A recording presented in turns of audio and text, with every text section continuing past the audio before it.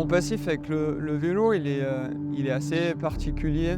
Alors j'ai très peu connu mon papa, que déjà il est décédé quand j'étais assez jeune et je l'ai très peu connu avant. Mais ce que tout le monde me dit, c'est qu'il était fan de vélo. Je regardais le Tour de France quand je passais les vacances dans les Vosges à l'époque.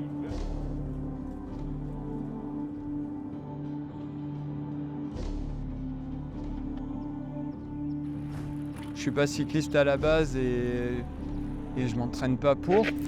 Johan Stuck est une personnalité atypique de la course à pied. Mais ce qui est bien dans le vélo, c'est qu'on voit beaucoup plus rapidement du paysage. Et ça, c'est vraiment sympa. C'est pour ça que j'adore faire des longs trips. J'habite sur Lyon maintenant et je suis originaire d'un petit village à côté d'Avignon. Et c'est vrai que pour moi, c'est une sorte de thérapie des fois de partir de Lyon quand j'en ai vraiment marre de la ville et de prendre mon vélo, faire 250 bornes dans la journée, aller voir mes potes et rentrer le lendemain, quoi.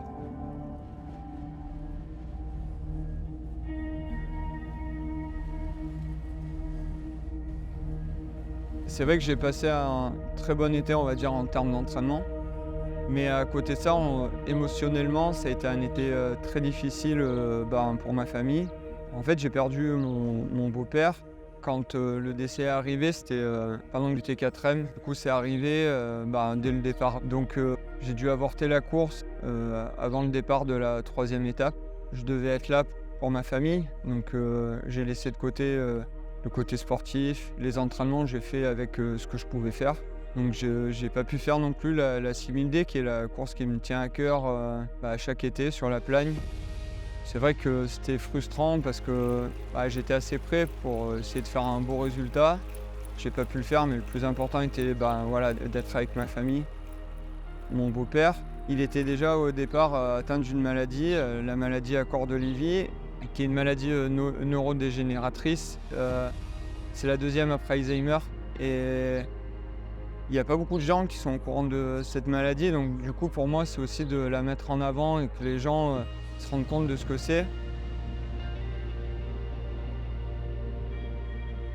À la suite de son décès, j'étais en train de créer ce projet de la haute route avec Weezing, un partenaire vraiment historique pour moi. Il y a une relation qui s'est installée plus qu'un simple sponsor, et c'est vrai que derrière, quand j'ai demandé à Weezing de pouvoir m'aider en fait sur la haute route afin de faire une sorte de collecte, ils m'ont répondu déjà positivement et je me suis dit ça va être un exutoire pour moi de pouvoir faire la haute route, de faire une collecte et de donner vraiment un sens en plus à cette course.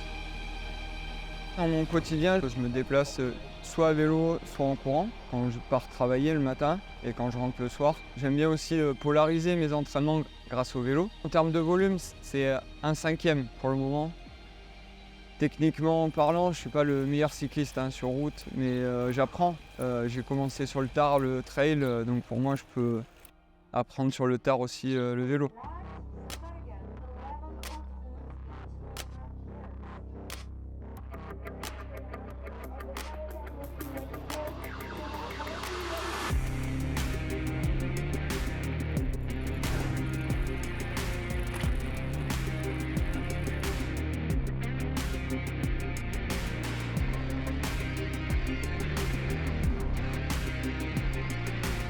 Je suis la haute route depuis longtemps. J'ai même fait la haute route Ventoux, alors juste le chrono, mais aussi la haute route virtuelle lors du Covid. Ça c'était sympa, ils avaient organisé ça sur Zwift. Donc c'est vrai que je suis très intéressé par ça. Et donc quand on m'a proposé de pouvoir faire la haute route des Alpes, de traverser des super beaux cols qu'il y a dans les Alpes, je me suis dit bon allez banco, allez on y va. Le plus gros challenge déjà c'est de pouvoir enchaîner tous les cols, que ce soit en montée comme en descente. Après on a des cols quand même qui sont hauts en altitude, donc c'est à gérer les montées, les descentes, l'enchaînement chaque jour. C'est quand même 20 000 de dénivelé en 7 jours. Après les 750 km, sur le papier sur 7 jours ça fait pas très peur, mais voilà c'est les 20 000. Les 20 000 ça va être dense quoi. Et aussi passer des cols. Bon, après c'est comme en trail, mais passer des cols c'est savourer d'être en haut, même de faire une petite photo quand on arrive en haut d'un col et de se dire tac je l'ai mis dans la musette, c'est cool quoi. Il y a le côté difficile, il y a le côté sportif, c'est sûr, Mais là, il y a vraiment un côté personnel pour aussi rendre hommage à mon beau-père. Et Withings va participer à 1 € le kilomètre. Et moi, de ma poche, je vais mettre 10 € tous les 1000 mètres de franchi. Il y en a 20 000, donc c'est cool. Et comme ça, on va commencer à faire une belle petite cagnotte. Et derrière, on reversera ça à l'association.